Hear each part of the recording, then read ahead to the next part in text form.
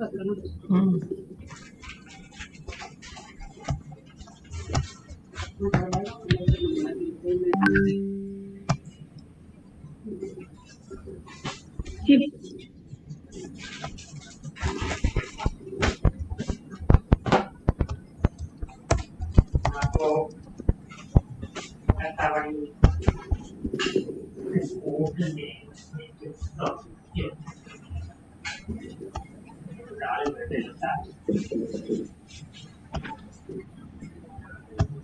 morning.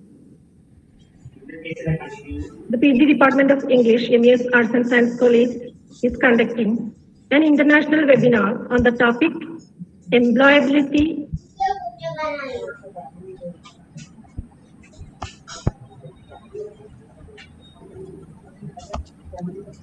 Employability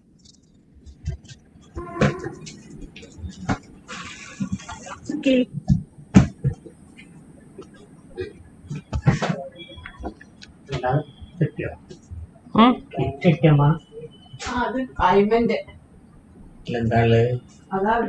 For literature students.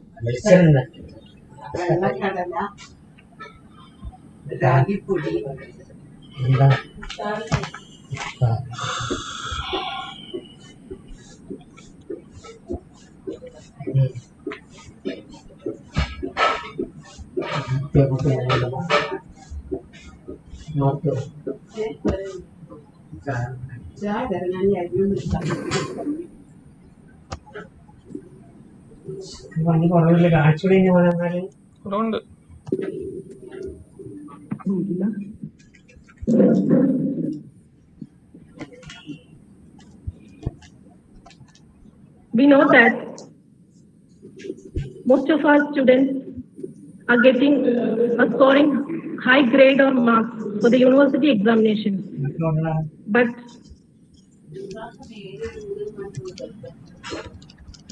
really they are not trained or skilled even in the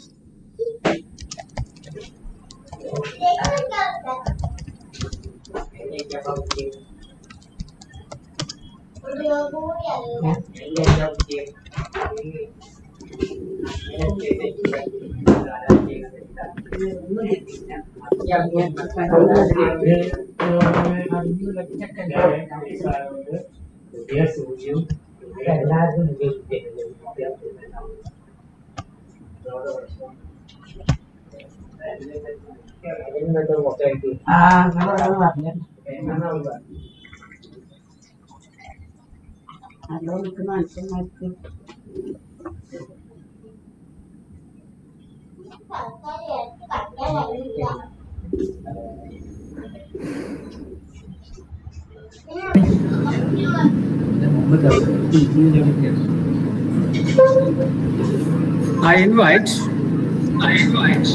Mr. Mohammad Jabir K. Assistant Professor, University of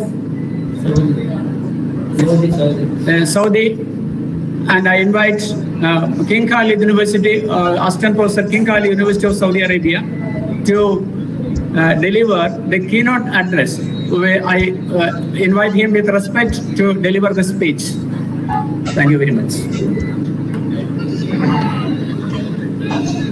Hello, thank you so much for your kind words. I hope you can hear me. For your kind words.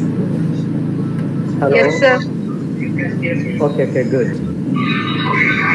So let's get started. Yes, sir. Respected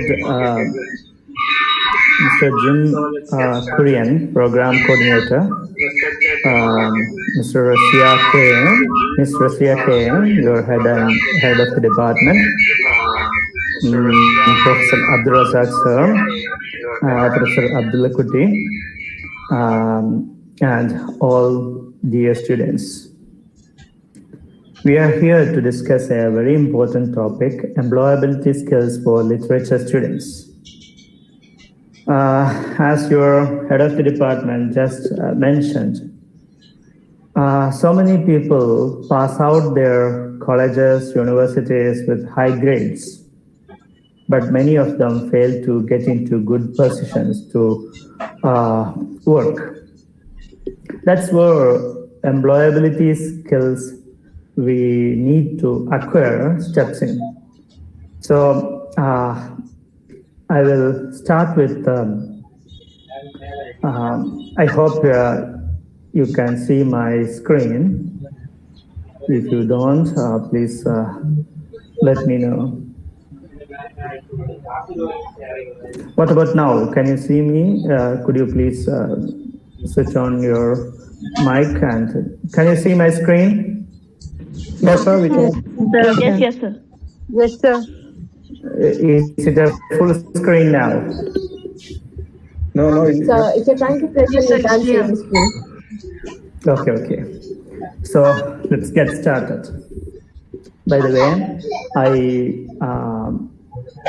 I know it is a difficult time we are living in. We all have our own issues. Especially, we are attending this webinar from a homely environment.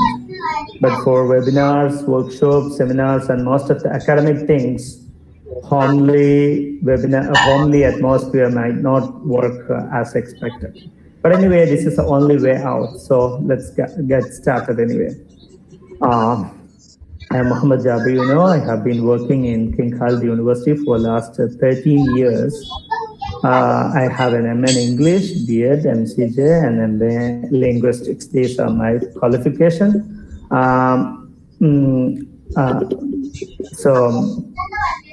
Let's not waste any more time on ourselves and other things. See, before we start, I want to remind you a very important thing. See, this is a world we have a lot of negativity around. So we must remind ourselves in appreciation of the time we live in. You know, despite all that is going on around us, we are still a blessed generation for a lot more reasons than we have to cry over. I mean, you know, we may find a lot of reasons to be unhappy about, to complain about, to be sad about, but still we have 1,000 more reasons to smile again. Because this is the time in the human history, you know, more people have a roof over their head. More people are still going to bed with something in their stomach. More people have something to cover their body. So, and above all, we have a lot of information in our fingertips to, you know, to figure out our issues. That itself is a big thing. And so I strongly recommend you to stay grateful, and we should keep our dream alive and keep working on it. And after all, you need to stay focused and stay studious. That's very, very important. Because from the things we get to hear or get to notice, and often we get to watch on TV, we have a lot of, you know, hopelessness, finding ways into our own efforts to make a living or stay alive in our full form. So stay happy, keep working on it, focus on your assigned task. That's the only way to ahead. There is no other way. And regarding the skills, little things we do in everyday life on a regular basis can make a big difference over time. Many of the things we may find in ourselves lacking, but that doesn't matter because we can start working on it little by little, okay? And it will make a big difference over time. Please bear that in your mind. Of course, many of you have a lot of differences in opinion, what I have just said about. So, but still, we have to believe it. This is the best of all time to go ahead. Simply because we have a lot of things on our fingertips to work ahead or to find our way ahead. I would like to introduce a book. I think many of you have already read this book. This is a famous book by Howard Gardner.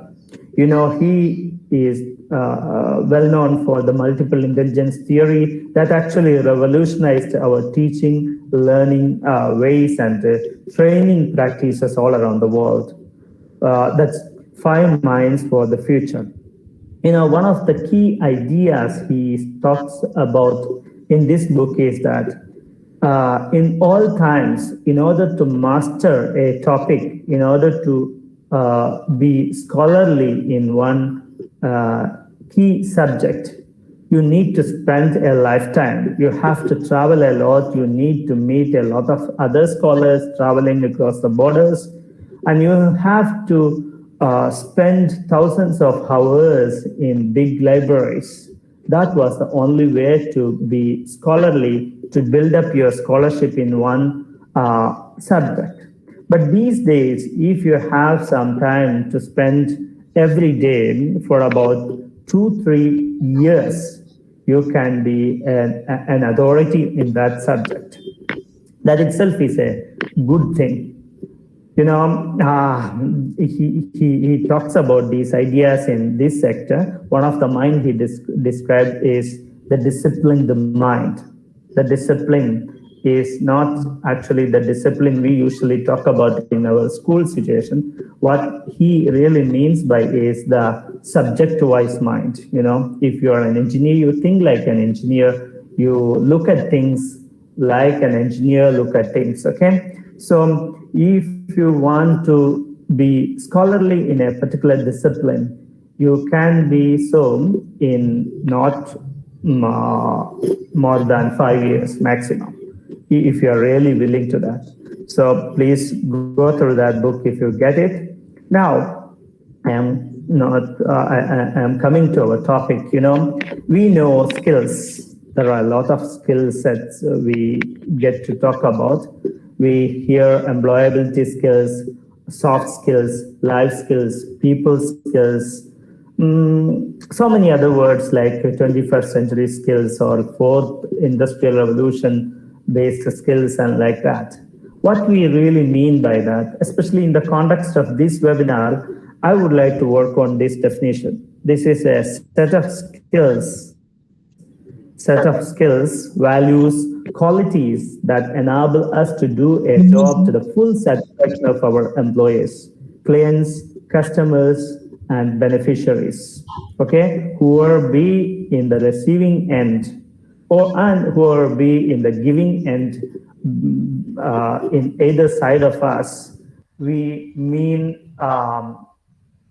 we are working for their full satisfaction. We need to satisfy their intention. And that requires a lot of different skills. That set of skills, values, and qualities are what we mean by employability skills. And you know, employers look for certain things other than the given qualification. We know any job notification, we get to see a lot of qualification, credential, experience, expertise, aptitude, you know, so many even age bars or grades, all those things. And other than these are just to eliminate limit the number of applicants to a particular minimum or to a particular group. These are the elimination categories. But other than those given in the job advertisement, they are looking for certain other things. Well, that's what we are actually focusing in this presentation. See, I can just name some, and of course, you have a lot more in your mind, but let's just go through this list. This is about, you know, we should have an impressive communication. That itself is a big topic. A lot of webinars, short-term courses are going on about communication. You know, we always talk about LSRW. That itself is divided into many other things like, you know, public speaking, interpretational skills, presentation skills, you know, and narrative skills, a lot of things, spoken, written, and many other. We also have divided into interpersonal, intrapersonal, a lot more. Anyway, what we mean is that we should be able to clearly communicate concisely with minimum words, with the maximum, conviction to the intended audience. That's what we mean by impressive communication. And our voice or our writing, our words should carry with the conviction we have. And the other thing is that documentation skills.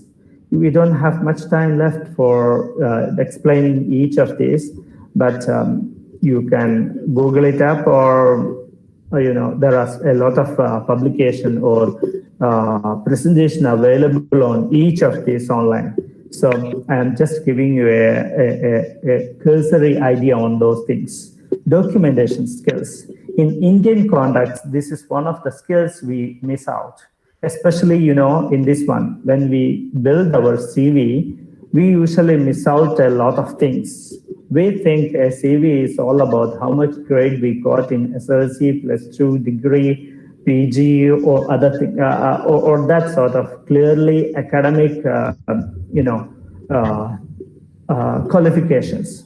But we need to document all the things that can go into a CV from the school years itself. That we most of us miss out a lot on it. And this is not only about students, even for the teachers. We know among teachers, even the way our colleges work, we have done a lot of work. We don't document it. We think about it only when some accreditation bodies like NAC or QS come to our college, ask for the proof for our work. So it shouldn't happen in our case, especially in this time in this particular time in history, because we need documentary evidence for everything. Then technological know-how, that even this webinar is made possible by a lot of technological know-how. We know how to create a Google Meet link code, and we made forms. And there are a lot of IT knowledge that we require to survive in this time. Most of the application forms are done online, processed online, and you should have its technological know-how. Then reliability and dependability. It can be a bit abstract. You may sound a little bit abstract, but this is very important. In the first meeting or when you appear for an interview, there are certain ways for the interviewers to sort out how reliable you can be from your past credentials. And you should be dependable because they are giving you a responsibility. If you are not able to fulfill those expectations, there is no point in appointing you. And then another very important thing is that giving and following instructions. See, some people give instruction, we get confused rather than get clarified. And some people follow instruction in a very awkward manner.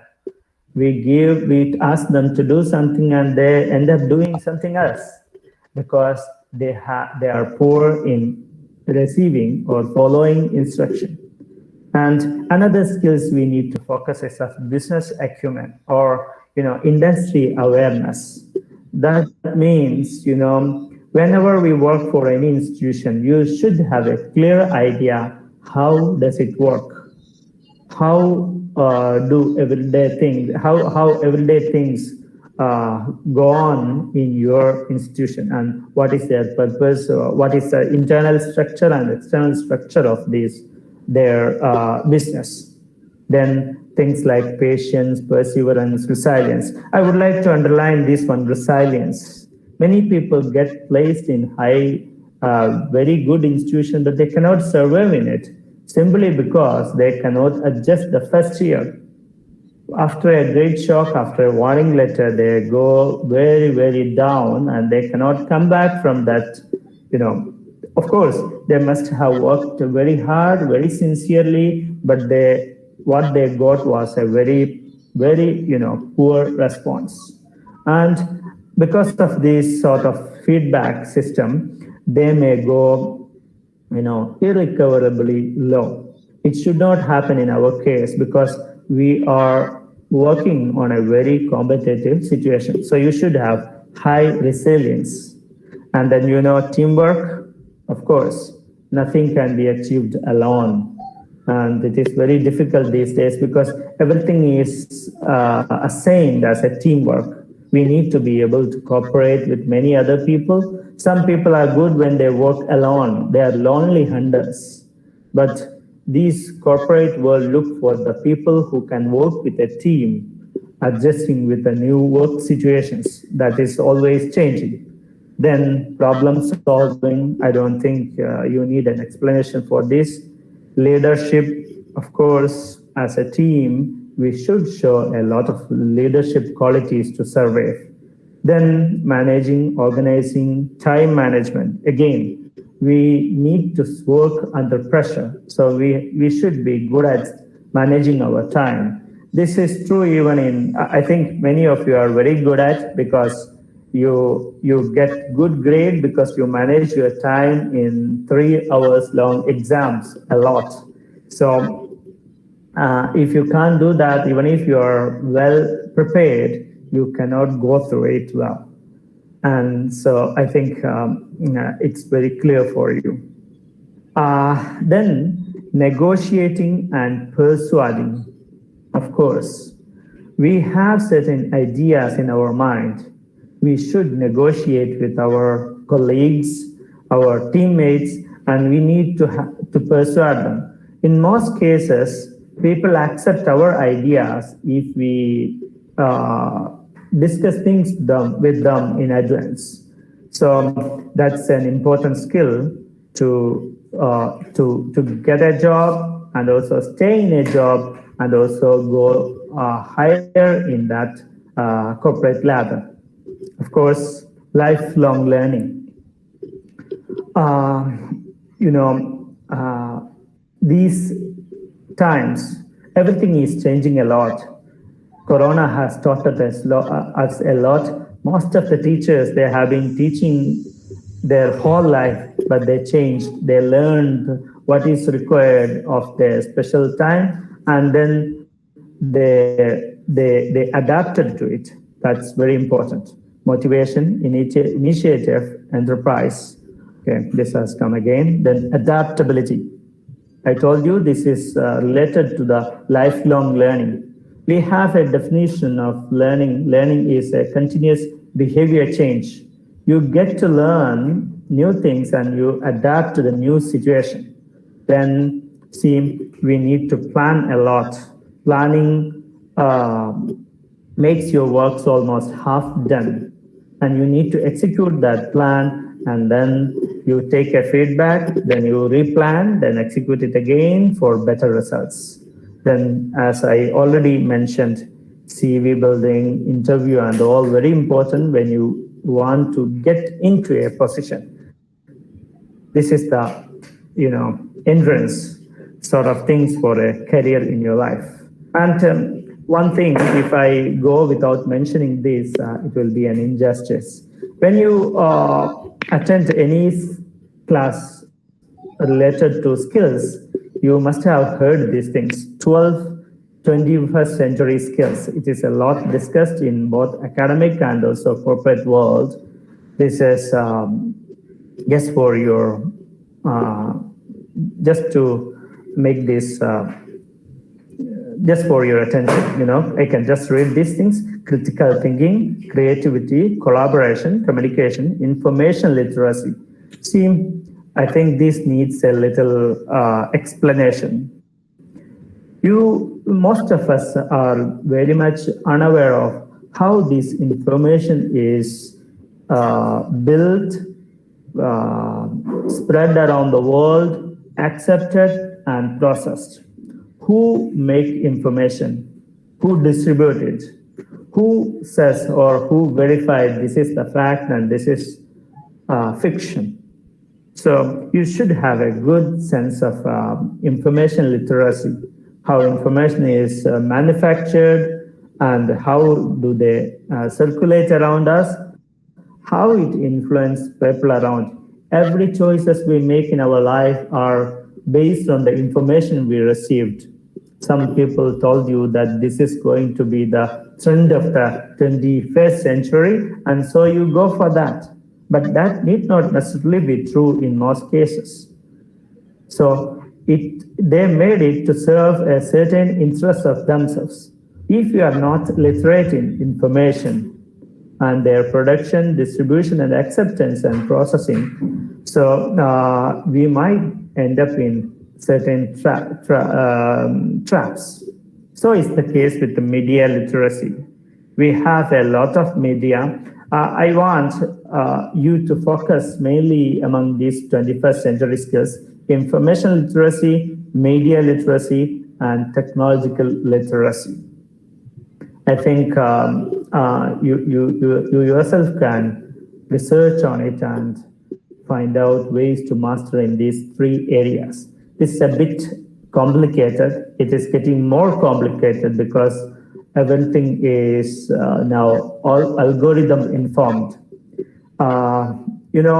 It starts from the very advertisement we get to see when we open our YouTube or when we search for something on Google, because these are custom built, especially for ourselves.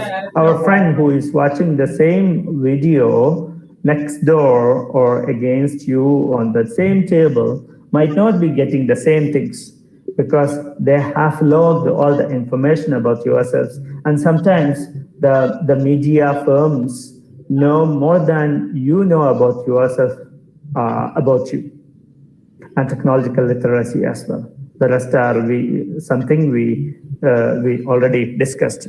And one thing that's going to challenge you in the coming years is that social skills, especially in this corona-induced lockdown, and many of the students are lacking in social skills, and that contributes to lack in negotiation skills, resilience, a lot of psychological problems. So stay focused on that as well. Next, now let's look at what we already have. Most of us are literature students. This is our interest. I think this webinar is organized for the students of literature with special focus for their needs.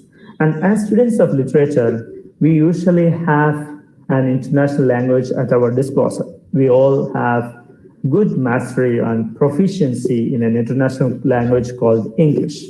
That itself is a big advantage. And many of us are quick learners and wide readers. They spend a lot of time reading. And they have immense amount of curiosity about different topics. If you find something related to history, you may be feeling like, okay, I should read these things. Suppose somewhere else you find something related to psychology, you again go for it. This is the way most of the literature students are somehow fashion their mindset. And I don't know what is the real reason behind it. Maybe because you are exposed to so many ways of living and men and manners, because we read, watch a lot. We understand people and their action much better than many other students from other disciplines. That's also an advantage for us. Definitely, we are very empathetic in dealing with ourselves. And since our main area is about communication, we are fairly good at communication as well. Many of us are very accommodative in nature. So we are very good in social skills. Definitely, we are very tolerant to other ways of looking at things and also living. And that may be one of the reasons many of the literature students are, many of them, I don't say all of them, but a good number of them even choose to live very different paths in their life. They are very revolutionary. Maybe because they can accept other ways as well, or they are very experimental too. And this is the advantages we already have over others. And of course, students from other disciplines has got their own advantage. These are the ones we have. I wish if it was interactive session, I could get a lot more from you and get rewarded. But since it is taking in time, and also many of your connections are not up to our expectations, we cannot do that. I'm sorry about it. But anyway, you can comment on it on our chat box. Students of literature, where do we usually get to work? Where do we usually end up working? We have a lot of positions notified by Public Service Commission, UPSC, so many private sector employers with a degree as the minimum qualification. All are equally treated in these positions. Apart from these degree-based positions, most of us end up teaching literature, teaching English language. ELT means English language teaching, or some becomes scholars linguistics. Some teachers teach communicative programs in schools and colleges. Some go for teacher training, online tutoring, etc. And some students go for research, and they remain researchers for lifelong. And some are working for consultancy services like ELT consultants. Some work as literary agents. Some work for the educational institutions like organizations like CBSE, SCRT, NCRT, UNESCO, and all that sort of socially oriented institutions. Some do go for the publishing, lexicography, public relations, information bureau, library, museum, archival sciences. Literature students always have an advantage over these areas because they have wide and deeper understanding of these things, and not only as a part of their academic training, but they are inherently curious about all these areas. And then some do go for administrative services like IAS and IFS. And other areas we usually get to work is the print media, work as reporters, editors, sub-editors, proofreaders. Many of the students with a literary background in English are working for even other languages, interestingly. Many of the Malayalam authors, writers have their graduation or BA in literature. And then some end up working for films in film industry, filmmaking, visual media, blogging in the new age. Some have their own YouTube channels. Some go for the web designing, and also the content generation firms. There are a lot out there. Some join them since our proficiency in English is better. We usually get easily placed in these content generating institutions. Then some go for professional anchoring, motivational speakers, and then HR services, front office management, legal services. This was one of the old trends. People with a literary background usually end up becoming lawyers, and many of the politicians, they have that background. Public speaking in general, and also the political commentators. We usually get invited to comment upon certain events, especially in news channels. Then other areas we work is that some work for, some choose themselves to be writers, novelists, poets, short story writers, columnists. These are the works we get to study in our course as the content of our syllabus.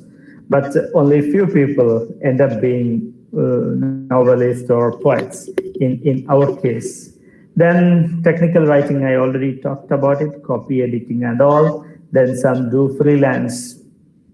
They, at their whims and fancy, get published, volunteer themselves for some sort of publication. It might not be a regular commitment to to contribute an article, but they do contribute at times.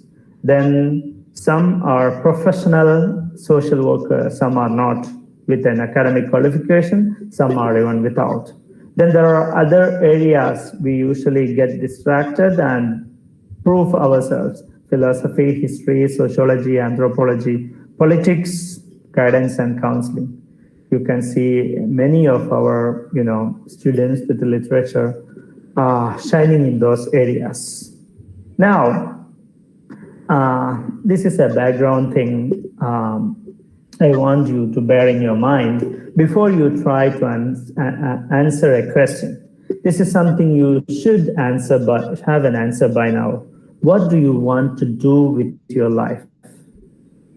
We are still climbing our academic ladders, steps of academic ladder, and see, what do you want to do with your life? Why I am asking this question is, most of our live or wake up time we spend for our work, the job we are employed at. So if you ended up in case to something you don't like, you might end up being a very unhappy person. I don't want it to happen in anybody's case. So please think about it. I think many of you have an answer for this question by now. If you haven't found out an answer for this question, it is high time you found one. What do you want to do with your life? Because the rest of the things you are going to do with your life depends upon these questions. It must be well-studied, well-planned, well-informed decision. So be very careful while answering this question. Of course, you can seek the help of the learned scholars to find an answer for this question, but ultimately the responsibility is yours. Now, we have an answer. What do we want to do that? So I have a few suggestions. How can we learn or acquire those skills we already discussed? And I have a word of caution before we step into it. Stop depending on your curriculum for your employability profile, because these curriculums are not that flexible. It is already made by, big scholars. We cannot change it. But our time is changing so fast than the curriculum they have already placed for us to study. So in order to get good grades, you should go hand in hand with your curriculum. There is no question about it. But in order to be employable, in order to be in demand, in order to get a job easily, you should count on yourself. You should find your own ways out. So one thing you can do is that make a list and single out a few areas you can work in. You should make a list of the skills you should acquire. It should be time specific, time bound, and then you single out, because we cannot be everything at a time. You need time, you need to work on it. So single out a few skills you want to be master at, so mastering, then you work on it. You can, in your college, institute an ASC, Academic Support Center, or a placement cell on your campus. It need not necessarily be a big placement cell where a lot of corporate companies come and then recruit you. No, don't expect that sort of things.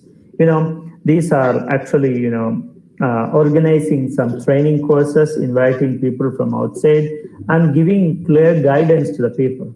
Because we already have a lot of information on our fingertip. We don't really want a lot of information. We want inspiration. We want,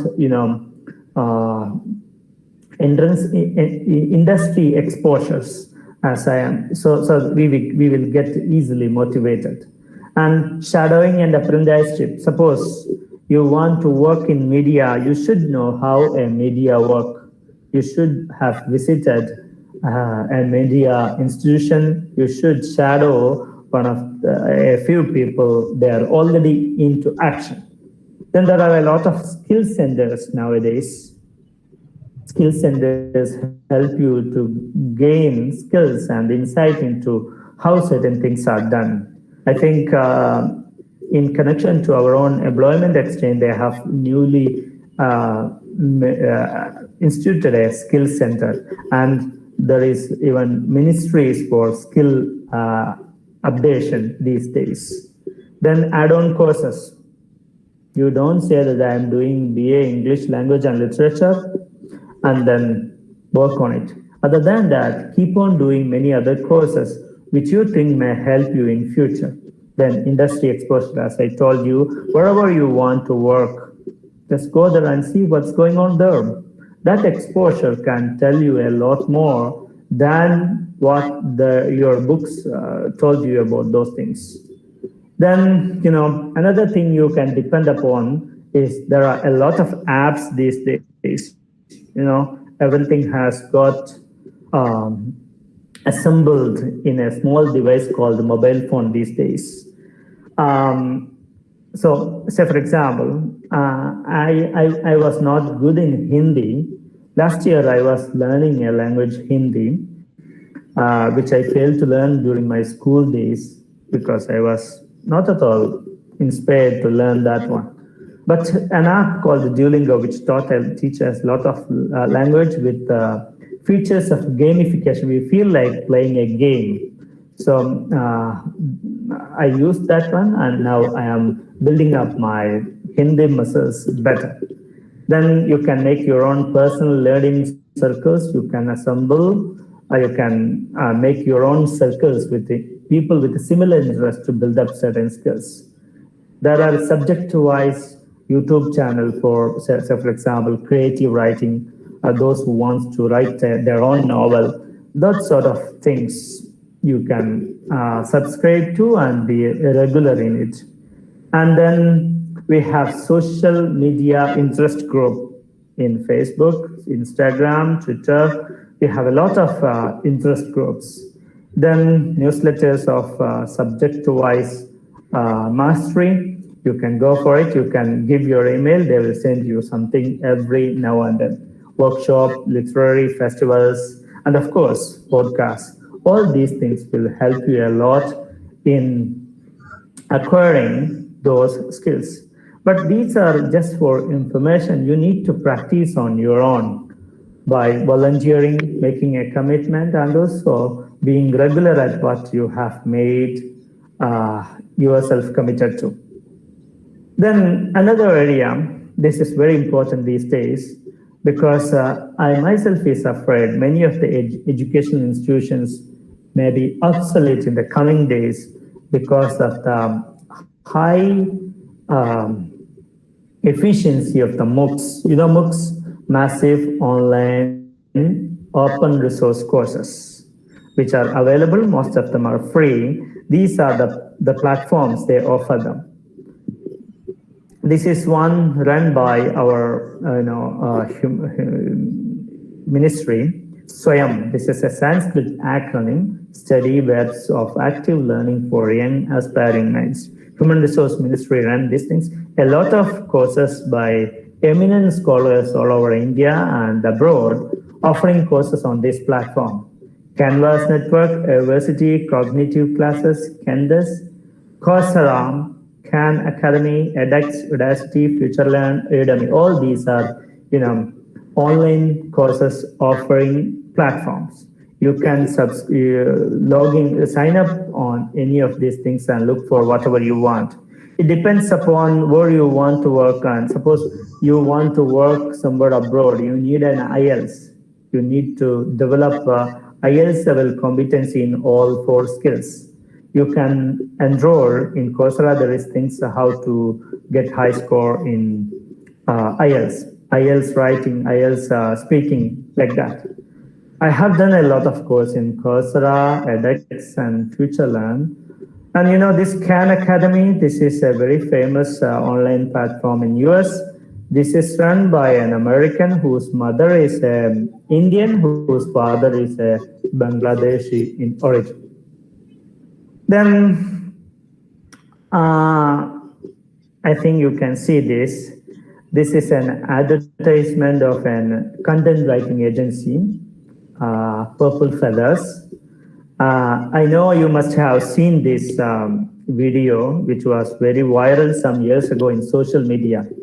What I want to tell you is that after all we have in ourselves, in our CV, in our appearance, what matters most is that how we present ourselves before an employer. That's very, very important. I can just play this. I hope you can watch, you can see these things. Even if you have watched before, just pretend that for my sake, you are watching it for the first time. See?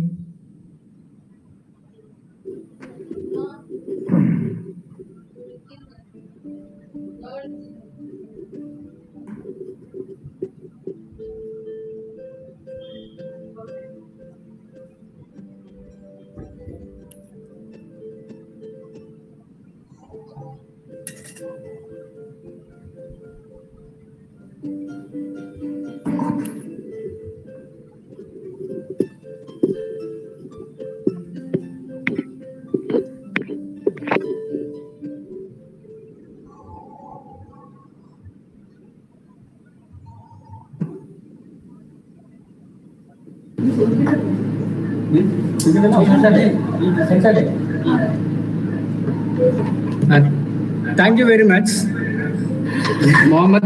Professor Mohammad Jabir KK. Just 1 second. The sir has given a detailed suggestions and instructions in the field of employability, and he has introduced the modern platforms of this arena. And I thank you very much for the MES College of Arts and Science, its English department. I thank him once again. The next is a felicitation by Professor Abdullah Kuti, Secretary, Managing Committee, MES College of Arts and Science. I invite with respect Professor Abdullah Kuti sir to deliver felicitation for this program.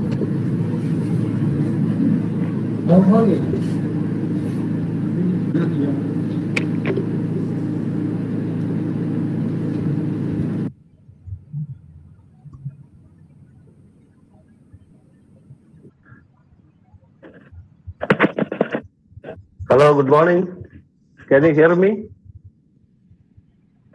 Yes, sir. Okay. I'm respected Chief Guest, Mr. Mohammad Jabir, the Professor of College University KSA, and Principal, and other staff, and their students. I am very glad to be part of this occasion.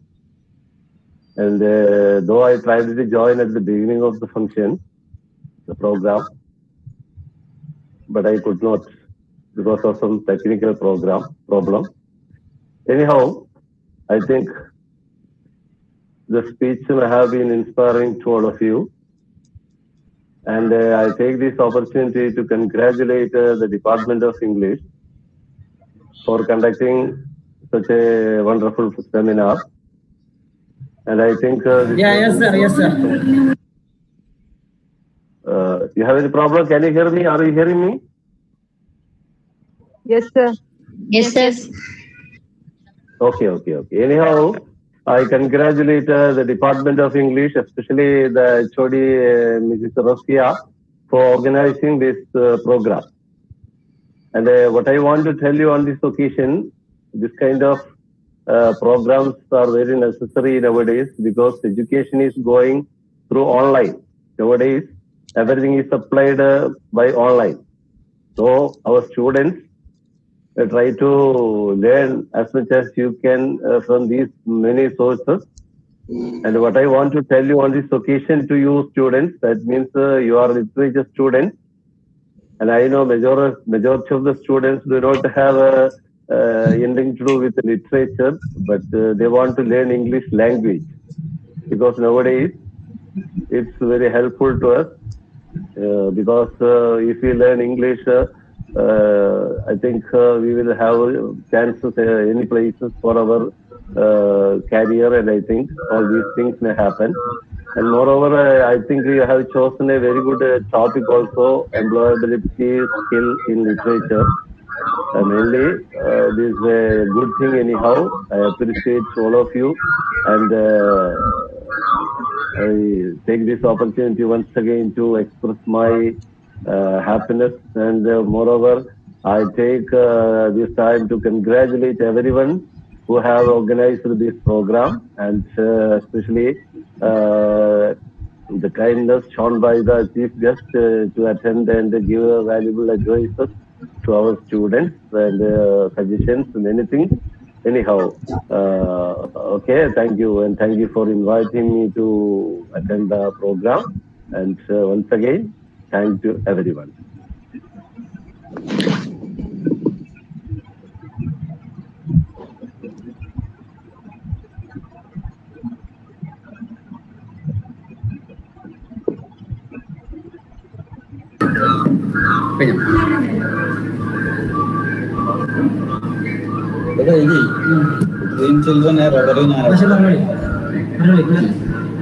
Thank you very much, Professor Abdullah Kutti sir, the Secretary, Managing Committee, MES College of Arts and Science, for his valuable instructions to this webinar.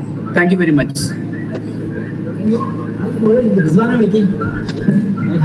I request Ms. Reswana to tender vote of thanks for this program.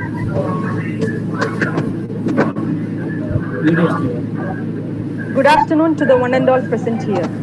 Honorable Chief Guest, Mr. Muhammad Jabir KK, Assistant Professor, King Khalid University, KSA, respected HOD Resiamis teachers and all the participants. It is such an honor for me to be here and thank all dignitaries on behalf of the English Department, MES Arts and Science College. I would like to express my sincere gratitude to all esteemed delegates for their presence and contribution to make their webinar a great success. I extend my sincere gratitude to our honorable resource person, Mr. Muhammad Jabir KK, for being here and blessing us with such a wonderful session. Thank you for inspiring and encouraging us with your words on this special day. Special thanks to HOD Resiamis, head of the English department, for organizing a webinar amidst the pandemic. Last but not the least, I extend my gratitude to the teachers of English department and everyone present here. Thank you.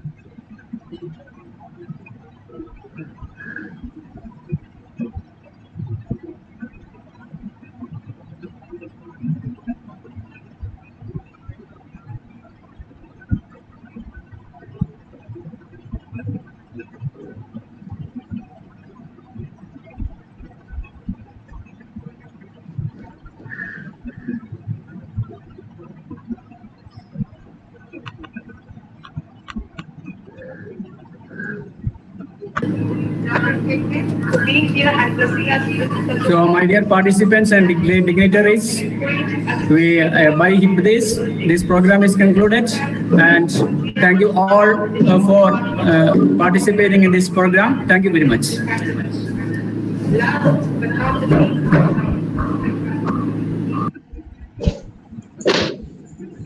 Thank you, sir.